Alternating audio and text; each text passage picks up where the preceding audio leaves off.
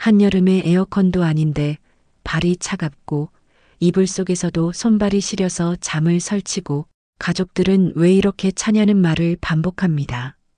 병원에 가도 별 이상 없다는 말을 듣고 그냥 돌아오셨던 분들, 오늘 이 영상이 그 이유를 이해하는데 도움이 될 수 있습니다.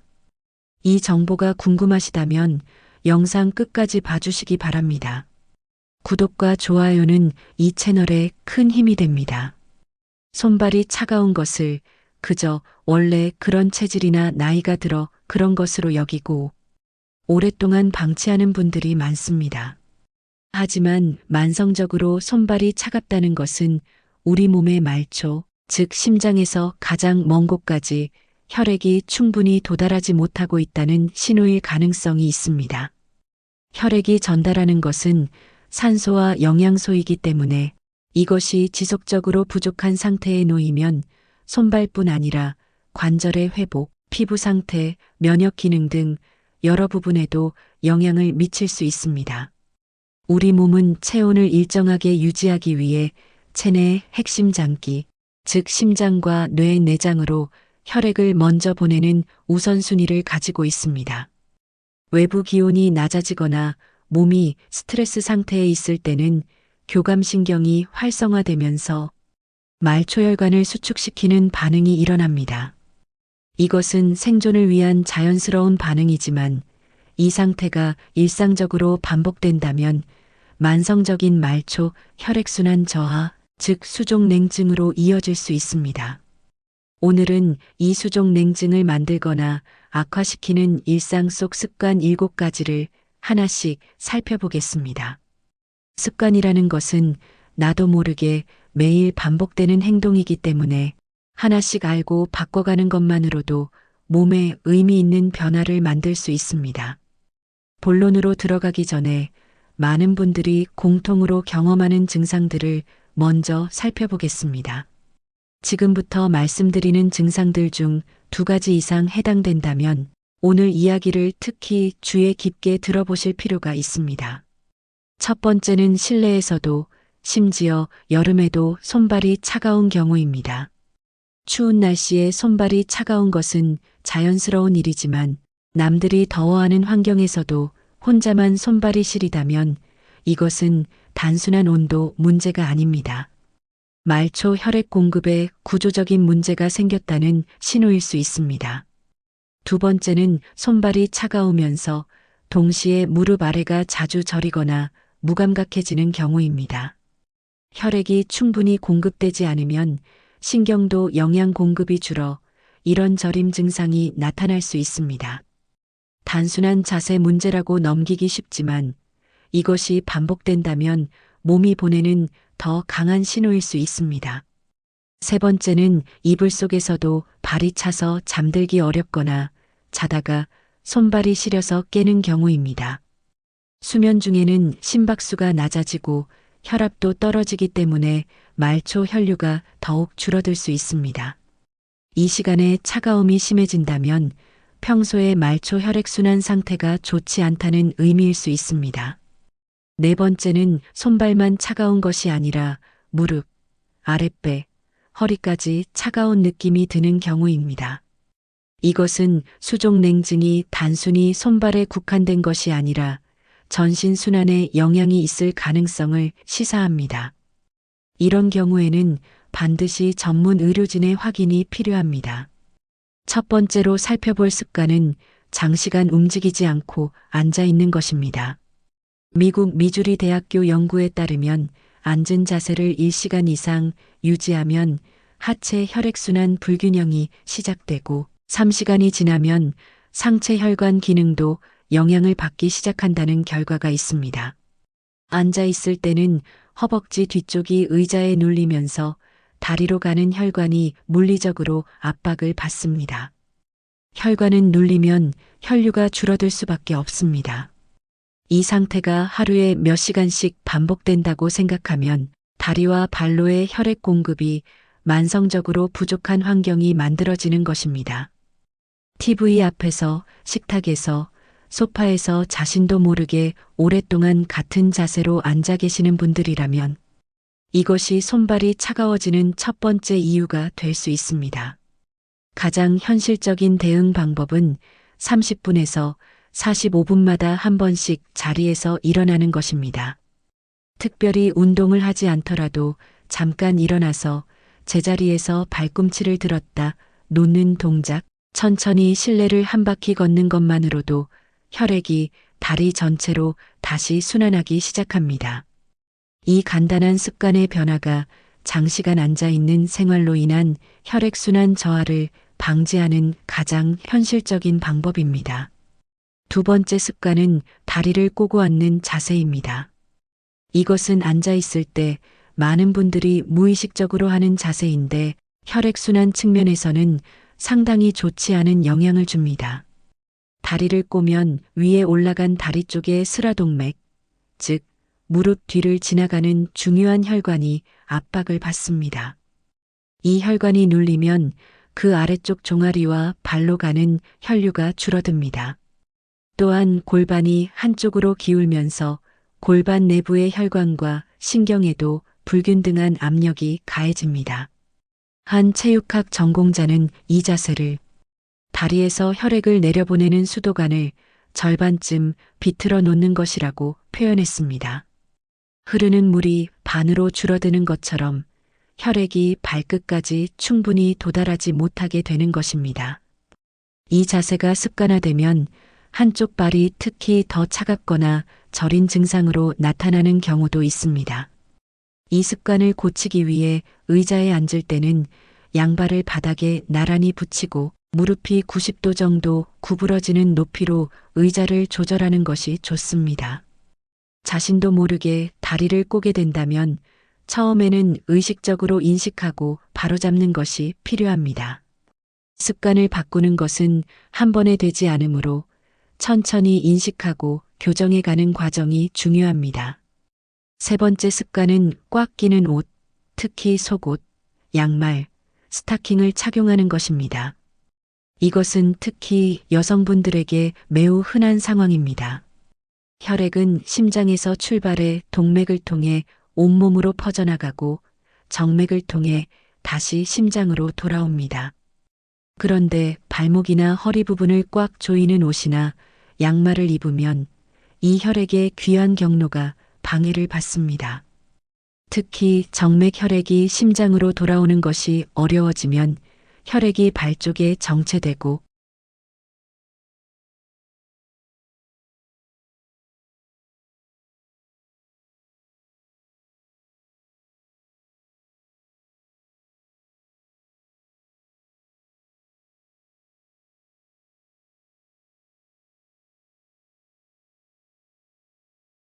늘 마음이 긴장되어 있는 분들에게 손발이 차가운 증상이 많이 나타나는 것은 이 기전 때문입니다. 실제로 스트레스 상황에서 손을 만져보면 순식간에 차가워지는 것을 경험할 수 있습니다. 스트레스를 완전히 없애는 것은 불가능하지만 긴장 상태를 완화하는 습관은 만들 수 있습니다. 복식 호흡은 부교감신경을 활성화해 혈관을 이완시키는 가장 간단한 방법입니다. 숨을 천천히 들이쉬면서 배가 부풀어 오르게 하고 다시 천천히 내쉬는 과정을 반복하면 자율신경계가 안정되고 말초혈관의 긴장이 완화됩니다. 산책, 가벼운 스트레칭, 좋아하는 음악 듣기, 따뜻한 차 한 잔 마시는 시간처럼 일상 속에서 의식적으로 긴장을 푸는 루틴을 만드는 것이 장기적으로 몸의 순환을 돕습니다. 다섯 번째는 카페인 과다 섭취와 찬 음식 음료를 자주 먹는 습관입니다. 카페인은 커피, 녹차, 에너지 음료 등에 들어있는 성분으로 혈관을 수축시키는 작용을 합니다. 카페인을 과다하게 섭취하면 말초혈관이 수축되어 손발로 가는 혈류가 줄어들 수 있습니다. 손발이 차가운 분들이 하루에 커피를 여러 잔 드신다면 카페인 섭취를 줄이는 것만으로도 증상이 달라지는 경험을 하실 수 있습니다. 카페인이 적은 허브티, 생강차, 계피차 등 따뜻한 음료로 대체하는 것이 수족냉증 관리에 현실적인 도움이 됩니다. 찬 음식과 음료를 자주 섭취하는 것도 체온을 떨어뜨리는 요인이 됩니다. 우리 몸은 음식과 음료를 체온 수준으로 올리기 위해 에너지를 사용합니다. 차가운 것을 자주 섭취하면 소화기관이 체온을 유지하는데 더 많은 에너지를 쓰게 되고 그만큼 말초로 보낼 에너지와 열이 줄어들게 됩니다. 아이스크림, 냉음료, 차가운 음식을 특별히 좋아하는 분들이라면 이 습관이 수족 냉증에 영향을 주고 있을 가능성이 있습니다. 음식을 따뜻하게 조리해서 드시고 생채소보다는 살짝 데친 채소를, 차가운 음료보다는 따뜻한 음료를 선택하는 것이 체온 유지와 혈액순환 관리에 유리합니다. 이것이 식탁에서 실천할 수 있는 가장 간단한 순환 관리법입니다. 6번째 습관은 운동 부족입니다. 근육은 단순히 몸을 움직이는 기관이 아닙니다. 근육은 혈액을 심장으로 돌려보내는 보조 펌프 역할을 합니다. 심장이 혈액을 동맥을 통해 전신으로 내보내면 이 혈액이 다시 정맥을 통해 심장으로 돌아와야 합니다. 정맥은 동맥과 달리 혈압이 매우 낮기 때문에 혈액이 거슬러 올라오려면 근육이 수축하면서 혈관을 눌러주는 힘이 필요합니다. 특히 종아리 근육은 제2의 심장이라고 불릴 만큼 하체, 정맥 혈액을 위로 밀어 올리는데 중요한 역할을 합니다. 나이가 들면서 또는 운동량이 줄면서 근육량이 감소하면 이 보조 펌프 기능이 약해지고 하체의 혈액이 정체되며 발이 차가워집니다. 종아리 근육을 활성화하는 가장 간단한 운동이 바로 발꿈치 들었다 내리기입니다. 서 있는 상태에서 발꿈치를 천천히 들어 올렸다가 내리는 동작을 반복하면 종아리 근육이 수축하면서 정맥 혈액을 위로 밀어 올립니다. 앉아 있는 상태에서도 발 뒤꿈치를 들었다 놓는 동작을 반복하면 도움이 됩니다. 이것은 장소와 시간에 관계없이 어디서든 할 수 있는 가장 실용적인 혈액순환 운동입니다. 걷기는 전신 혈액순환에 종합적으로 도움을 주는 최고의 운동입니다. 걷는 동작은 하체 근육 전체를 교대로 수축시켜 혈액순환을 촉진하고 심박수를 적당히 올려 심장의 펌프 능력을 강화합니다. 규칙적인 걷기 습관을 유지하는 분들에게서 손발, 냉감이 점차적으로 개선되는 경우가 많은 것은 이 기전 때문입니다. 근력 운동도 중요합니다. 특히 하체와 코어 근육을 강화하는 스쿼트, 브리지, 운동, 런지 등은 근육량을 유지하고 혈액순환 능력을 보강하는 데 도움이 됩니다. 단, 운동 강도와 방법은 현재 몸 상태에 따라 적절하게 조절해야 하므로 통증이 있는 관절이나 건강 이슈가 있다면 전문가와 상담 후 시작하는 것이 바람직합니다. 7번째 습관은 수분을 충분히 섭취하지 않는 것과 빈혈 상태를 방치하는 것입니다. 이 두 가지는 직접적으로 혈액의 양과 질에 영향을 미칩니다. 혈액의 절반 이상은 혈장이라는 액체로 이루어져 있으며 이 혈장의 주성분은 물입니다. 수분이 부족해지면 혈액의 점도가 높아지고 끈적해집니다. 끈적해진 혈액은 좁은 말초 모세혈관을 통과하기가 더 어려워지므로 손발 끝까지 혈액이 원활하게 도달하지 못하게 됩니다. 일상적으로 물을 적게 마시는 분들, 이미 입이 마를 때 마시는 분들, 커피나 차를 물 대신 마시는 분들이라면 이것이 손발이 차가운 이유 중 하나일 수 있습니다. 빈혈도 중요한 원인입니다. 혈액 속 적혈구와 헤모글로빈이 부족한 빈혈 상태에서는 산소를 운반하는 능력이 줄어듭니다. 산소 공급이 부족해지면 몸은 핵심 장기를 우선 보호하기 위해 말초로 가는 혈류를 줄입니다. 결과적으로 손발이 차가워지는 것입니다. 특히 50대 이후 여성분들, 소화 기능이 저하되어 영양 흡수가 좋지 않은 분들, 채식 위주로 드시는 분들에게 철분 부족으로 인한 빈혈이 나타나기 쉽습니다. 물은 하루 전체에 걸쳐 조금씩 자주 마시는 것이 좋습니다. 한꺼번에 많은 양을 마시기보다 자리에서 일어날 때마다 한 컵씩 마시는 루틴을 만들면 무리 없이 수분을 보충할 수 있습니다. 빈혈이 의심되는 분들은 혈액 검사를 통해 확인하고 전문 의료진의 안내에 따라 관리하는 것이 중요합니다. 이제 손발 냉증 개선에 도움이 되는 구체적인 운동들을 살펴보겠습니다. 모두 특별한 장비 없이 집안에서 할 수 있는 동작들입니다. 단 개인마다 신체 상태가 다르기 때문에 통증이 있거나 관절 문제가 있는 분들은 반드시 전문가와 상담 후 적합한 방법을 선택하시기 바랍니다. 종아리 펌프 운동. 앉거나 선 자세에서 발 뒤꿈치를 천천히 들어 올렸다가 내리는 동작을 반복합니다. 이 동작은 종아리 근육, 즉 비복근과 가자미근을 수축시켜 하체의 정맥 혈액을 심장으로 밀어 올립니다. TV를 보는 동안, 식사 후 잠깐, 아침에 일어나기 전 침대 위에서도 할 수 있는 동작입니다. 이 동작을 꾸준히 실천하는 분들에게서 발의 냉감과 부종이 점차적으로 개선되는 경우가 많습니다. 모관 운동. 바닥에 등을 대고 누운 상태에서 양 팔다리를 위로 들어 올려 가볍게 떨어주는 동작입니다.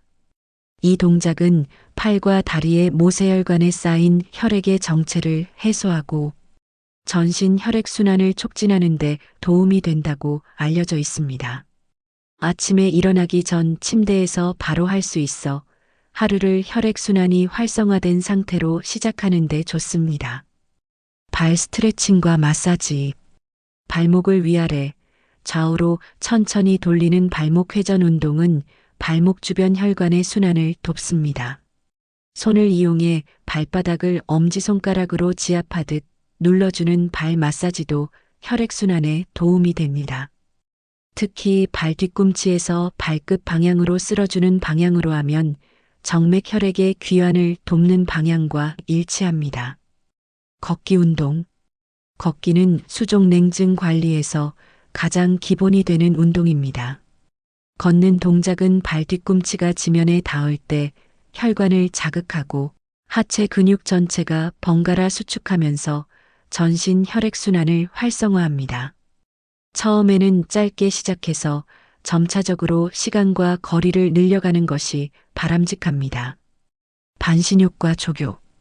운동은 아니지만 반신욕과 족욕은 혈관을 확장시켜 혈액순환을 촉진하는 데 매우 효과적인 방법입니다.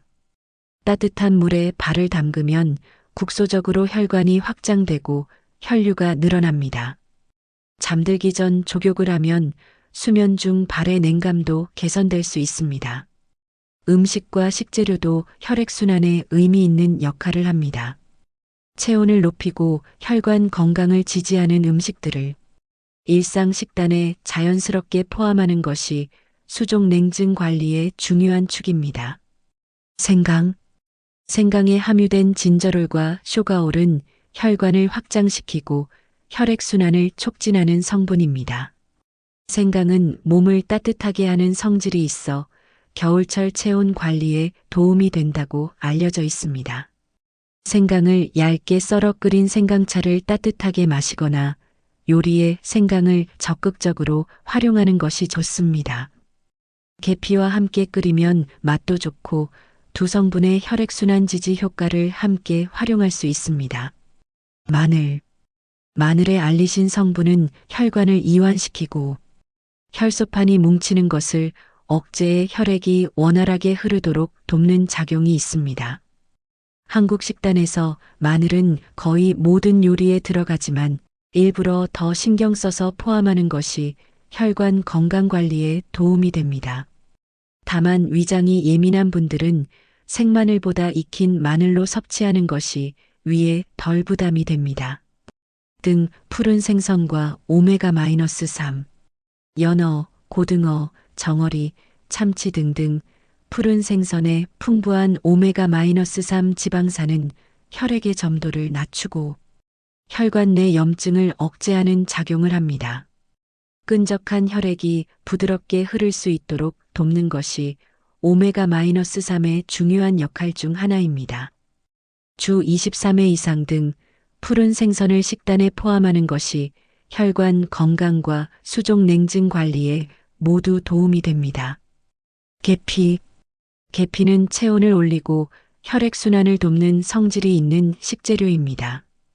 따뜻한 물에 계피 스틱을 우려 마시거나 생강과 함께 차로 끓여 마시는 방법이 일상에서 쉽게 활용할 수 있는 방법입니다. 단 계피는 혈압약 등 일부 약물과 상호작용이 있을 수 있으므로 복용 중인 약이 있다면 의사와 상담 후 드시는 것이 좋습니다. 뿌리채소와 따뜻한 성질의 채소. 우엉, 당근, 연근, 고구마 같은 뿌리채소는 땅속에서 열을 머금어 자란 채소들로 몸을 따뜻하게 하는 성질이 있다고 알려져 있습니다. 파, 부추, 쑥도 따뜻한 성질의 채소로 수족 냉증이 있는 분들에게 도움이 될 수 있는 식재료입니다. 철분이 풍부한 음식. 빈혈이 수족 냉증의 원인 중 하나이기 때문에 철분을 충분히 섭취하는 것도 중요합니다. 시금치, 쑥, 검은깨, 검은콩, 두부, 달걀, 살코기 등이 철분을 공급하는 식품입니다. 철분의 흡수율을 높이기 위해서는 비타민C가 풍부한 음식과 함께 섭취하는 것이 효과적이며 녹차나 커피와 함께 섭취하면 철분 흡수가 방해받을 수 있으므로 식사와 커피는 시간 간격을 두는 것이 좋습니다. 피해야 할 것들. 차가운 음료와 아이스크림, 빙수 등의 찬 음식은 체온을 내리고 소화기관을 차갑게 하여 수족 냉증을 악화시킬 수 있습니다. 과도한 카페인은 혈관을 수축시키고 알코올은 일시적으로 열감을 주는 것처럼 느껴지지만 실제로는 체열 손실을 가속시키고 혈액을 혼탁하게 만들 수 있습니다. 지나치게 짠 음식은 혈관 건강에 부정적인 영향을 주어 장기적으로 혈액순환을 방해합니다. 본문 12부 일상에서 작은 것부터 바꾸면 달라집니다. 오늘 살펴본 7가지 습관을 모두 한꺼번에 바꾸려고 하면 부담이 됩니다. 처음부터 완벽하게 하려다가 오히려 아무것도 지속하지 못하는 경우가 많습니다. 그렇기 때문에 오늘 당장 하나만 골라서 시작하는 것을 권합니다. 가장 쉽게 시작할 수 있는 것은 물을 더 자주 마시는 것입니다. 그 다음으로 30분에 한 번 일어나서 발 뒤꿈치를 들었다 놓는 동작, 저녁에 따뜻한 생강차 한 잔 마시기, 다리를 꼬고 앉는 자세 인식하고 고치기를 하나씩 추가해 가면 됩니다. 꾸준한 관리를 이어가다 보면 대부분의 경우 이불 속에서 발이 덜 차가워지고 손에 차가운 음식을 닿았을 때의 반응이 예전과 달라지는 것을 느끼게 됩니다.